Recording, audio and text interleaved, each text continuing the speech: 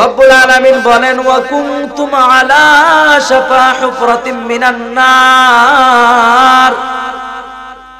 বন্ধু আপনি আপনার উম্মতদেরকে বলে দেন তোমরা ছিলা জাহান্নামের দ্বার প্রান্তে, জাহান্নামের নিকটবর্তী স্থানে, সেখান থেকে তোমাদেরকে ফিরাইয়া আল্লাহ রাব্বুল আলামিনের নিয়ামতপূর্ণ জান্নাতে নেওয়ার জন্য আল্লাহ রাব্বুল আলামিন দুনিয়াতে আমাকে পাঠাইছে। বলেন সুবহানাল্লাহ। এই জন্য ভাইরা আমার, বাবারা আমার, আল্লাহ পাক রব্বুল আলামিন আমার নবীকে সৃষ্টি করেছেন সবার আগে, কিন্তু নবীকে সর্বপ্রথম পাঠানোর একমাত্র কারণ আমার নবীকে সর্বশেষ পাঠানোর আল্লাহ রাব্বুল আলামিন আদম আলাইহিস সালাতু ওয়াস সালামকে দুনিয়ার জমিনে পাঠাইলেন। এরপরে আদম আলাইহিস সালাতু ওয়াস সালামের উপর আল্লাহ যে কিতাব দিলেন, যে শরীয়ত দিলেন, আদম আলাইহিস সালাতু ওয়াস সালাম ইন্তেকাল করার পরে অন্য একজন নবী আবার দুনিয়ার জমিনে আল্লাহ দিলেন। ওই নবী আসার পরে আদম আলাইহিস সালাতু ওয়াস সালামের বিধিবিধান শেষ। ওই নবী আসার পরে আদম আলাইহিস সালাতু ওয়াস সালামের শরীয়তের যে কার্যক্রম সেগুলা বন্ধ। এরপরে এইরকম করতে করতে আমার নবী পর্যন্ত আসলেন। কিন্তু ভাইয়েরা আমার, বাবারা আমার নবীকে সর্বশেষ পাঠানোর একমাত্র কারণ অন্যান্য নবীর একজন আসার পরে আরেকজনের শরীয়ত বন্ধ হয়ে যায়, বাতিল হয়ে যায়, কিন্তু আল্লাহ রাব্বুল আলামিন জানিয়ে দিলেন হাবিব আমি আপনাকে দুনিয়ার জমিনে পাঠাইলাম, আর এই কোরআন আমি আল্লাহ আপনি নবীকে দিলাম। এই কোরআনের ভিতরে অনেকগুলো বিধিবিধান রয়েছে, অনেক শরীয়ত রয়েছে। আমি আপনার উপরে কোরআন দান করলাম, এই কোরআন আপনার উপরে নাজিল করলাম। গো বন্ধু, ও বন্ধু শুনে নাও, এই কোরআনটা তোমার উপরে দান করেছি, তোমার পরে আর কোনো নবী আসবে না, কারণ আমি আল্লাহ রাব্বুল আলামিন কিয়ামত পর্যন্ত এই কোরআনকে জারি রাখবো। বলেন সুবহানাল্লাহ। এই জন্য ভাইরা আমার, বাবারা আমার, খুব খেয়াল করেন, অল্প কিছু সময় আপনাদের নষ্ট করব। নবী আমার সর্বশেষ দুনিয়াতে আসার একমাত্র কারণ হলো এটা, নবীর শরীয়ত কিয়ামত পর্যন্ত চলবে।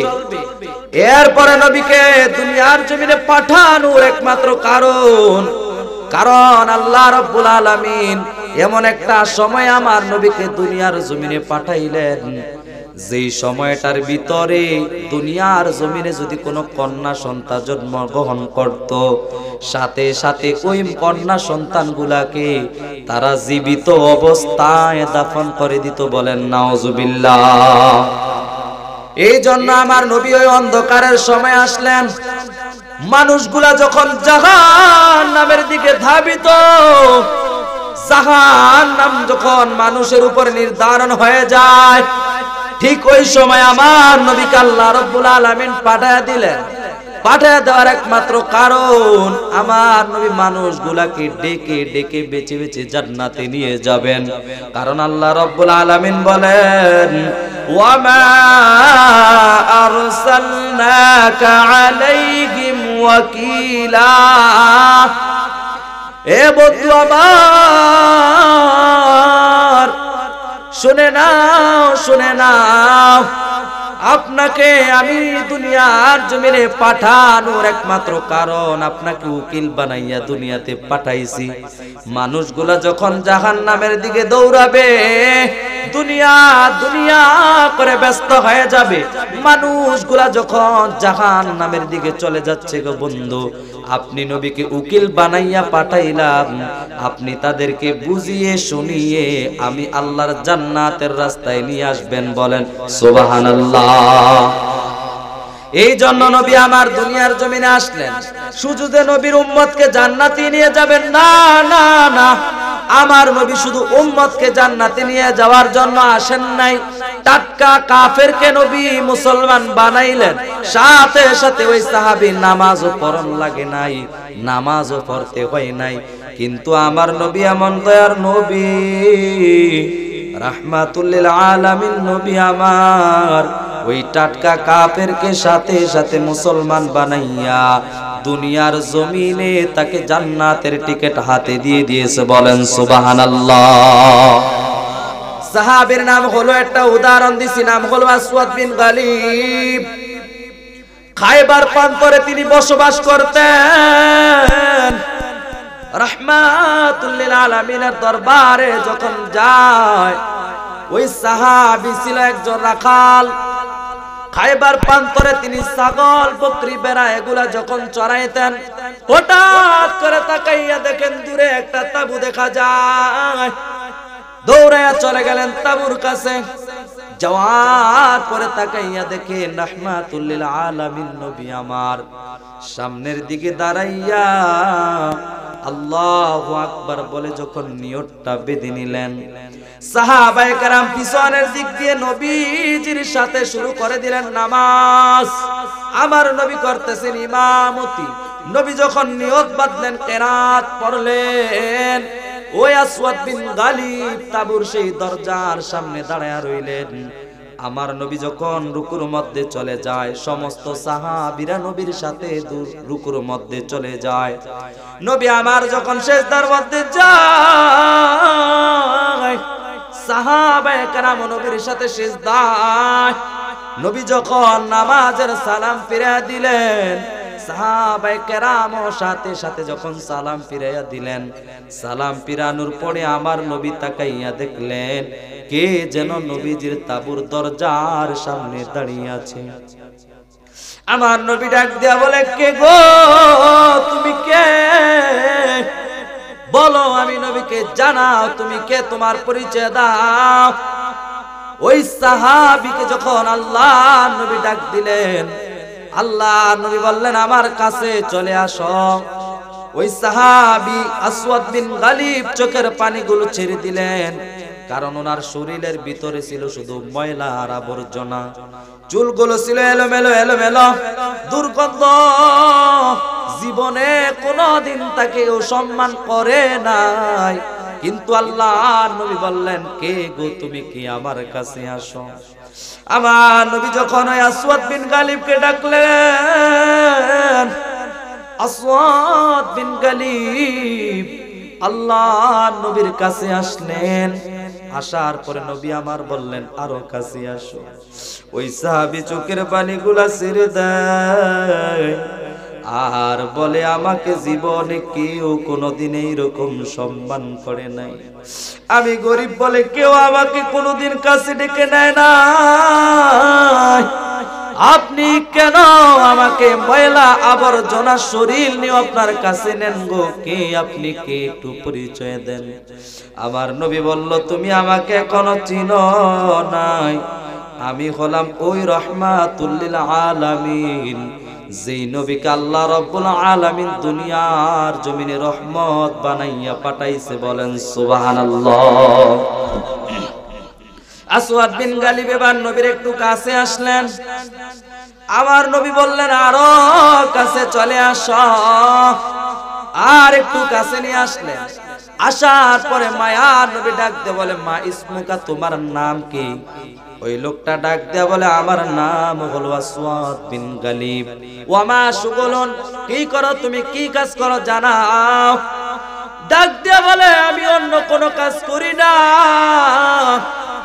আমি গোলাম একটা রাখাল।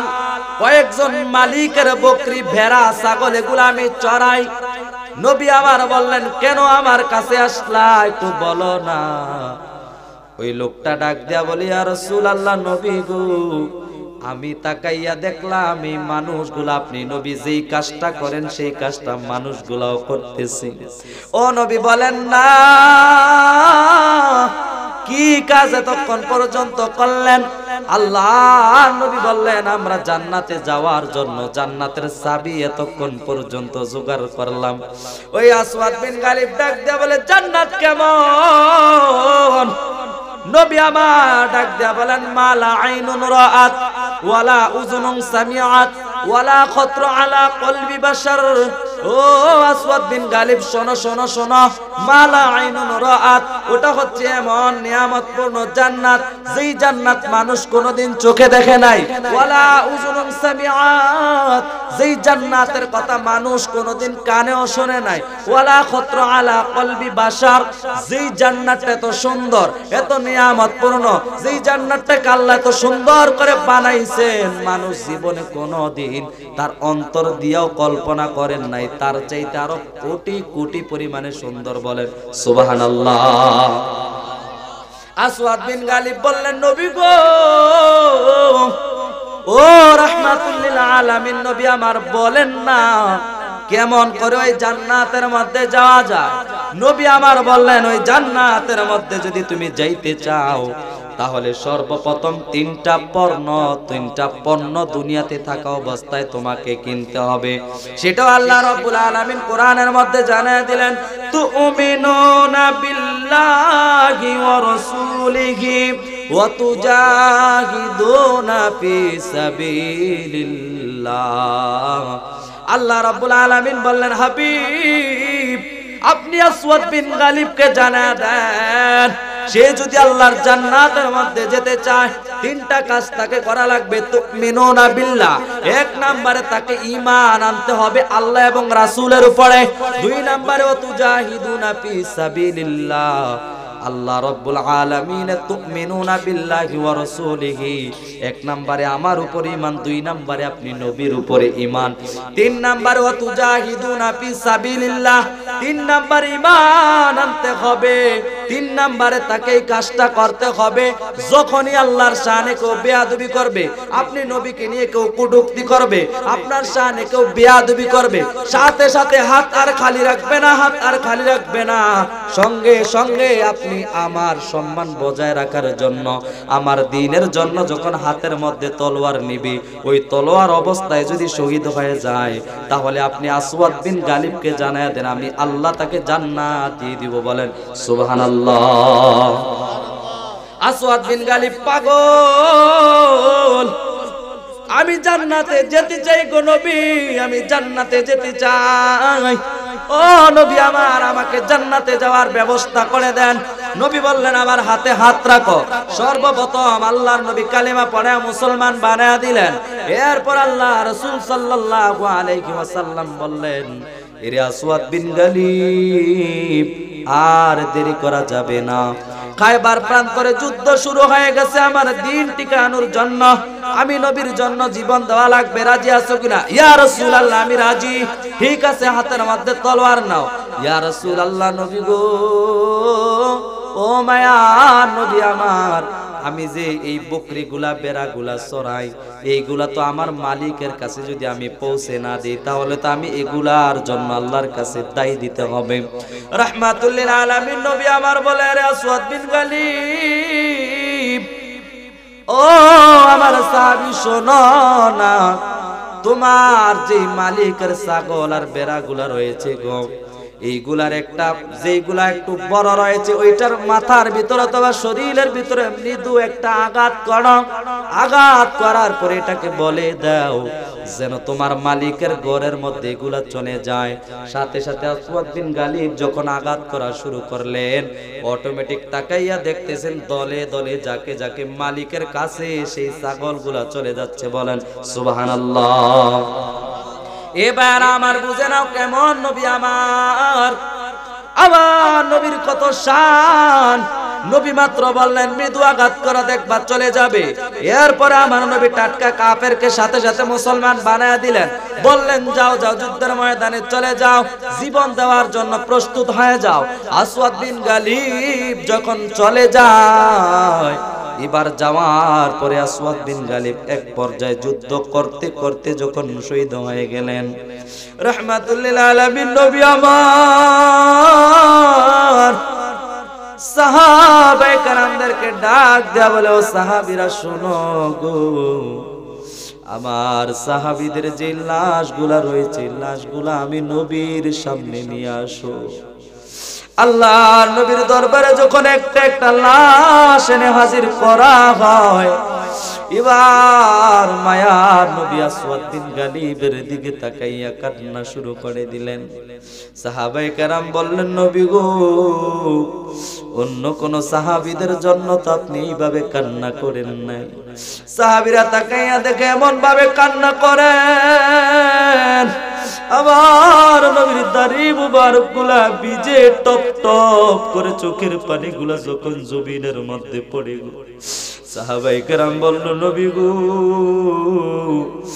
কে এই সাহাবী? তাকে দোয়ার কোনদিন আমরা দেখি নাই। আমার নবী বললেন, তোমরা চিনবা না, এ আমার আসওয়াদ বিন গালিব, যে জান্নাতের পাগল। আমি নবীর কাছে জান্নাতের বর্ণনা শুনিয়া জান্নাতে যাওয়ার জন্য পাগল হয়ে গেছে। ওরে সাহাবীরা, তোমরা কি জান্নাতি লোক দেখবা কিনা? সাহাবায়ে কেরাম বলল, নবী গো, ইয়া রাসূলুল্লাহ, বলেন না, কেমন করে আপনার সাহাবী জান্নাতি হয়ে গেল? সে কি নামাজ পড়ছে কিনা? সে কি ইসলামের জন্য কোনো টাকা পয়সা সদকা করেছে কিনা? ও নবী, বলেন না, আপনার এই সাহাবী কি কোনো রোজা রাখতে পারছে কিনা? নবী বলেন, লাম ইউসাল্লি সালাতান। ও সাহাবীরা শোনো, আমার এই সাহাবী নামাজ পড়তে পারে নাই, কারণ ফজরের নামাজ পড়ে আমার সাহাবী আমার কাছে আসছে গো, কালিমা পড়ে মুসলমান হয়ে গেলেন, আবার যোহরের আগে যুদ্ধের ময়দানে গিয়ে শহীদ হয়ে গেছে, যার জন্য নামাজের সময় সে পায় নাই। ইয়া রাসূলুল্লাহ, আপনার সাহাবী ইসলামের জন্য কোনো টাকা পয়সা সদকা করছে কিনা? নবী আমার বলেন, ওয়ালাম ইয়াতাসাদদাক বিদিনার। না না, আমার সাহাবী এত গরিব সাহাবী, যার কাছে সদকা করার মতো কোনো টাকা পয়সাও ছিল না। ও নবী, আপনার সাহাবীকে রোজা রাখছে কিনা? নবী বলেন, না না, ওয়ালাম ইয়াসুম ইয়াওমান। আমার সাহাবী রোজা রাখার মতো হায়াত পায় নাই। নবী গো বলেন না, তারপরে কেমনে আপনার সাহাবী জান্নাতের মালিক হয়ে যায়? কেমনে আপনি জান্নাতের টিকিট দিয়ে দেন? আল্লাহ নবী বললেন, এক নাম্বার, সে কালিমা পরে মুসলমান হয়ে গেছে, টার্গেট ছিল জান্নাত। দুই নাম্বার, আমি নবীকে এত ভালোবেসেছে, এত মহব্বত করেছে, যেই কারণে আমি নবী বলার সাথে সাথে আমার সাহাবী তার জীবনটা আল্লাহর দ্বীনের জন্য শহীদ করে দিয়েছে। বলেন সুবহানাল্লাহ। মরণে চেহারা মোবারক দেখিও আকা, মরণে চেহারা মোবারক দেখিও, তুমি কাছে বসে কালেমাটা পড়িয়ে দিও। বলো, কাছে বসে কালেমাটা পড়িয়ে দিও। মরণে চেহারা মোবারক দেখিও আকা, মরণে চেহারা মোবারক দেখিও, তুমি কাছে বসে কালেমাটা পড়িয়ে দিও। আকা, কাছে বসে কালেমাটা। রওজা মুবারক বারবার নিয়া, কদম মুবারক চুমিতে দিও। রুহটা বের হতে হাসিটা দিও আকা, রুহটা বের হতে হাসিটা দিও। তোমার মোবারক হাত আমার কপালে দিও। মরণে চেহারা মুবারক দেখিও আকা, কাছে বসে কালেমাটা পড়িয়ে দিও। তুমি কাছে বসে কালেমাটা। গোসল শেষে জানাজা পড়াইতে নিবে, অসহায়ের দিকে একটু মায়ায় তাকাবে আকা, অসহায়ের দিকে একটু মায়ায় তাকাবে।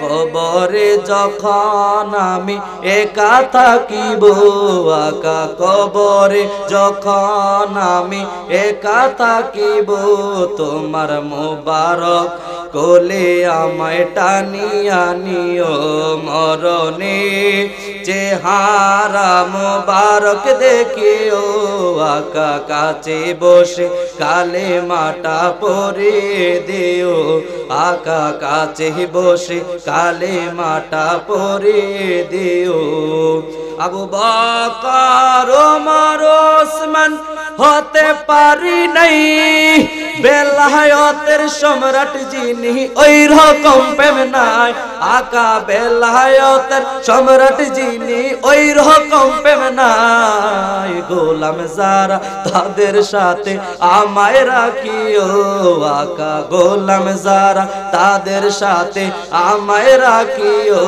তুমি শেষ বিদায় মোবারক হাতের পানি দিও মরণে চেহারা মোবারক দেখিও আকা কাছে বসে কালে মাটা পরে দিও আকা কাছে বসে কালে মাটা পরে দিও রওজা মুবারক বারবার নিও কদম মুবারক চুমিতে দিও আকা কদম মুবারক চুমিতে দিও রুহুটা বের হতে হাসিটা দিও আকা রুহুটা বের হতে হাসিটা দিও তোমার মোবারক হাত আমার কপালে দিও আকা মোবারক হাত আমার কপালে দিও মরণে চেহারা মোবারক দেখিও আকা কাছে বসে কালে মাটা পরে দিও আকা কাছে বসে কালে মাটা পরে দিও মারহাবা বলেন। এই জন্য ভাইয়ের আমার ও বাবাজিরা আমার কেমন নবী আমার দেখেন টাটকা কাফেরকে নবী মুসলমান বানাইয়া সাথে সাথে নবী জান্নাতের টিকিট দিয়ে দিলেন গো।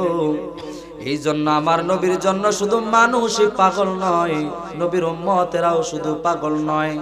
যেই নবীর জন্য গাছ পাগল, যেই নবীর জন্য মাছ পাগল, যেই নবীর জন্য আসমান পাগল, যেই নবীর জন্য জমিন পাগল, যেই নবীর জন্য চন্দ্র পাগল, যেই নবীর জন্য সূর্য পাগল। আর আমরা যদি সুন্নিরা নবীর পাগল হই তাহলে অনেকে আমাদেরকে বলে বেদাতি, ঠিক না? অনেকে বলে আমরা বেদাতি, অনেকে আমাদেরকে বেদাত ফতোয়া দেয়, বলে আমরা নবী নবী বেশি করি, আমরা নবী নবী বেশি করি। আরে নবী নবী বেশি করব না কেন?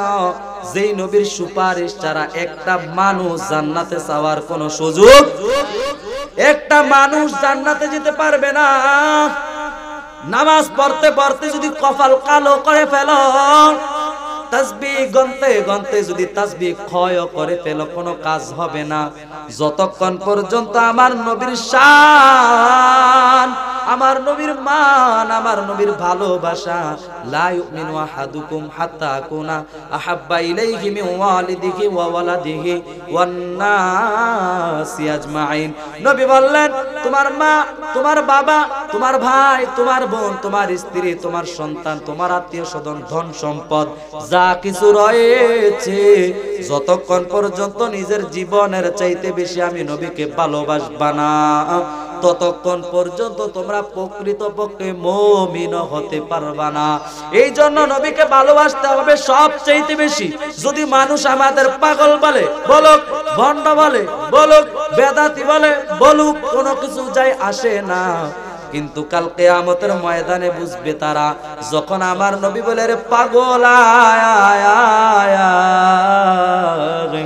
আমি নবীর সাথে আয়, আমি নবীর সাথে আয়, আমার সাথে জান্নাতে ঢুকে যা, তখন ওই তারা কপাল থাপড়ে আর বলবে হায় রে কি করলাম কি করলাম, বেদাতি তো বলি নাই, নিজের পায়ে নিজের কপালে নিজে কুড়াল মারছি, ঠিক না? এই জন্য ভাইরা আমার, বাবারা আমার, ভালোবাসতে হবে নবীকে, এমন ভাবে পিছপা হওয়া যাবে না যখনই দেখবেন কোন মুসিবত চলে আসছে, নবীর শান গাওয়ার কারণে, নবীর মান, নবীর গুণগান করার কারণে যদি বিপদ আসে, পিছপা হওয়া যাবে না, সামনে অগ্রসর হয়ে চলে আসবেন। আমরা মানুষ হইয়া নবীকে চিনি না, কিন্তু জংলার হরিণীরাও নবীকে কিন্তু চিনে, ঠিক না? রাহমাতুল লিল আলামিন নবী আমার ছোট্ট একটা ওয়াকিয়া বলে শেষ করে দেয়। নবী আমার সফরের জন্য যখন বের হলো গো, আল্লাহর নবী এবার তাকাইয়া দেখেন একটা গাছের সাথে একটা হরিণীকে বেঁধে রাখা হয়েছে। আমার নবী যখন ওই দিক দিয়ে যায়, হরিণী ডাক দেয়া বলি, ইয়া রাসূলুল্লাহ, নবী গো আপনি একটু দাঁড়ান না, আমি হরিণীর একটু কথা শুনে যান। আল্লাহর নবী হরিণীর কাছে যাওয়ার পরে হরিণী চোখের পানিগুলা ছেড়ে দেয় আর ডাক দেয়া বলে, নবী গো, ও মায়ার নবী আমার শোনেন না, আজকে 3 দিন হয় গো নবী, আজকে 3 দিন হয় এই ইহুদি আমাকে শিকার করে গাছের সাথে বেঁধে রাখছে। নবী গো, জংলার মধ্যে আমার 3টা বাচ্চা, এখনো আমি মায়ের দুধ খাই। ইয়া রাসূলুল্লাহ, একটু বলেন না যেন আমাকে ছেড়ে দেয়, আমি মাত্র জংলার মধ্যে যাব আর আমার বাচ্চাগুলাকে দুধ খাওয়াইয়া তাদের থেকে বিদায় নিয়ে চলে আসব। নবী বললেন, আমাকে ওয়াদা দাও, এখন যেই বাবার চলে আসবা কিনা? হরিণী বলি, ইয়া রাসূলুল্লাহ, যদিও দুনিয়ার কোনো মানুষ না চিনে গো, আমি হরিণী ঠিকই চিনেছি, আপনি হলেন রাহমাতুল লিল আলামিন। নবী আমার বলেন, ঠিক আছে, আমি তোমার জিম্মা নিব। ওই ইহুদিকে ডাক দে, বলে, ভাই ওই তুমি কই, একটু শোনো না। ইহুদি ঘর থেকে বের হওয়ার পরে আমার নবী ডাক দে, বলে, ভাই এই হরিণীটাকে তুমি শিকার করেছো? বলে, হ্যাঁ। ও ভাই একটু ছেড়ে দাও। বলে, কেন? বলে, এটার জিম্মা আমি নবী নিলাম। বলে, তুমি কোন নবী? ওই যে মুহাম্মদ নাকি? বলে, হ্যাঁ। বলে, এতদিন শুনতে পাইলাম মুহাম্মদ পাগল, কিন্তু আজকে তো সরাসরি আমি দেখতেছি মুহাম্মদ সত্যি সত্যি পাগল। নাউজুবিল্লাহ পড়েন। এরে এতদিন পর্যন্ত ফন্দি করতেছি, এতদিন পর্যন্ত তোমাকে মারার জন্য সুযোগ বিশ্রাইতেছি, পাইতেছি না। আজকে যে তোর নিজে চলে আসছো, তাহলে শুনে নাও, শুনে নাও, যদি এই হরিণী চলে যায়, হরিণী যাওয়ার পরে যদি আর না ফিরে আসে গো, এ মুহাম্মদ শুনে নাও, হরিণীর গলার মধ্যে যে ছুরিটা যাইতো, ওই ছুরিটা আমি তোমার গলায় চালায়া দিব। নাউজুবিল্লাহ। এবার আমার নবী বললেন, ঠিক আছে, যাও যাও, আমি রাজি আছি। হরিণীকে এবার কে বললো, হরিণী শুনে নে, তোর গলার মধ্যে যে ছুরি চাইতো, তোর গলার মধ্যে যে ছুরি চালাইতো, ওই ছুরি অন্য কারো গলায় যাবে না। যদি তুই না চলে আসার সময় মতো শুনে নে, তাহলে ওই ছুরিটার কারো গলায় যাবে না, আমি নবীর গলার মধ্যে চলে আসবে। হরিণী বলে, নবী গো, আপনি আমাকে ছেড়ে দেন, আমি যাব আর মাত্র আসবো। একটা সময় দিয়ে দিলেন। হরিণী একটা দৌড় মারছে, জংলার দিকে দৌড়, দৌড়ায় আর ডাকে, কই আমার বাচ্চারা, কই আয় আয় আয়, আমি মার কাছে আয়। দৌড়াইয়া বাচ্চাগুলো এসে চোখের পানিগুলা ছেড়ে দে, মা আজকে 3 দিন কইছিলা গো মা, আজকে 3 দিন তোমাকে কেন আমরা দেখি নাই? ওই হরিণী ডাক দেয়া বলে, রে বাচ্চারা শোন, আজকে 3 দিন পর্যন্ত একজন ইহুদি আমাকে শিকার করে বেঁধে রেখেছে। ওই হরিণীর বাচ্চাগুলা বলে, মা আপনাদের সাথে কি তুমি কোনো রাগ করছো নাকি, না কোনো বিয়াদবি করলাম?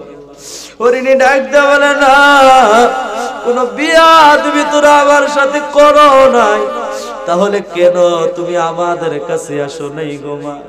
বলে, আমি সারা পাই নাই। ও মা, আজকে কেমন ভাবে সারা পাইছো একটু বলো না? ওই হরিণী চোখের পানি ছেড়ে দিয়ে বলে, আরে সন্তান, এমন একজন নবী আমার জিম্মা নিছে রে, যেই নবীকে না বানাইলে আল্লাহ কিছু বানাইতেন না। যদি আমি সময় মতো না যাই, তাহলে আমি মায়ের গলায় যে ছুরি দিত ওই ছুরি আমার নবীর গলায় চলে যাবে, তাড়াতাড়ি করে দুধ খা। ওই হরিণীর বাচ্চা বলে ডাক দাও, বলে মা যতক্ষণ পর্যন্ত ওই নবীকে চোখ দিয়ে আমি দেখবো না, ও মা খোদার কসম গো, ততক্ষণ পর্যন্ত তোমার থেকে আমরা দুধ পান করব না। নবী বলল, ওই হরিণী ডাক দেয়া বলে ঠিক আছে তাহলে চল দৌড়া আমার সাথে। আবার নবীর দিকে মারলো দৌড়। যাইয়া রাহমাতুল লিল আলামিনের কদমের ভিতরে সিজদায় পড়ে গেলেন, আর ডাক দেয়া বলে ইয়া রাসূলুল্লাহ, ইয়া হাবিবাল্লাহ, নবী গো আপনার সময়ের আগে চলে আসলাম। নবী আমার ডাক দেয়া বললেন, তুমি গেলা একা কিন্তু সাথে দিয়ে নিয়ে আসলা তিনজন। ওই হরিণী ডাক দেয়া বলে ইয়া রাসূলুল্লাহ, তিনজন আসার একমাত্র কারণ আমার বাচ্চাদেরকে যখন বললাম আপনি আমার জিম্মা নিছেন, আমার বাচ্চারা বলে যতক্ষণ আপনি নবীকে দেখবে না ততক্ষণ পর্যন্ত নাকি আমি মায়ের দুধ তারা স্পর্শ করবে না। আল্লাহু আকবার বলেন। এবার আমার নবী বললেন ঠিক আছে। ইহুদি এই জিনিসটা দেখার পরে, মুজিজা দেখার পর আল্লাহর তরফ থেকে নূর সাথে সাথে ইহুদির কলবে চলে আসলো, নবীর জন্য পাগল। যেই নবীকে এতক্ষণ মারার জন্য সে প্রস্তুতি নিলেন, কিন্তু এখন ওই নবীর জন্য দেওয়ানা হয়ে গেলেন। ডাক দেয়া বলে ও রাহমাতুল লিল আলামিনে মুহাম্মদ বলো, এই হরিণী এসে কানে কানে তোমার কি বলল? বলে হরিণী বলতেছে ওর বাচ্চারা যখন ওনার কাছে গেলেন, বাচ্চারা বলতেছে মা যতক্ষণ পর্যন্ত ওই নবীকে না দেখবে ততক্ষণ পর্যন্ত নাকি বাচ্চারা দুধ খাবে না, এই জন্য বাচ্চারা সহ আমি নবীকে দেখার জন্য চলে আসছে। বলেন সুবহানাল্লাহ। ওই ইহুদি ডাক দেয়া বলে ইয়া রাসূলুল্লাহ, আর দেরি করিয়েন না গো নবী, সাথে সাথে আমাকে কালিমা পরে মুসলমান বানায়া দেন।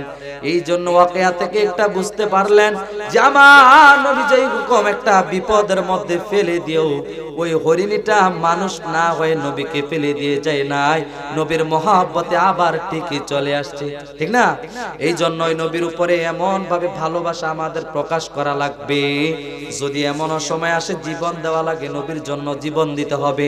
নবীর জন্য যদি জীবন দিতে হয়, জীবনটাকে জীবন বলা যাবে না, কারণ এই জীবন তো যদি নবীর জন্য দিতে পারি তাহলে ধন্য, ঠিক না? এই জীবন ধন্য হয়ে যাবে, আমার নবীর জন্য জীবন ধন্য হয়ে যাবে। এই জন্য বাবারা আমার সময় যেহেতু সংকীর্ণ হয়ে গেছে, কিছুক্ষণ পরে আজান হয়ে যাবে, একটু জিকির করবো, রাজি আছেন?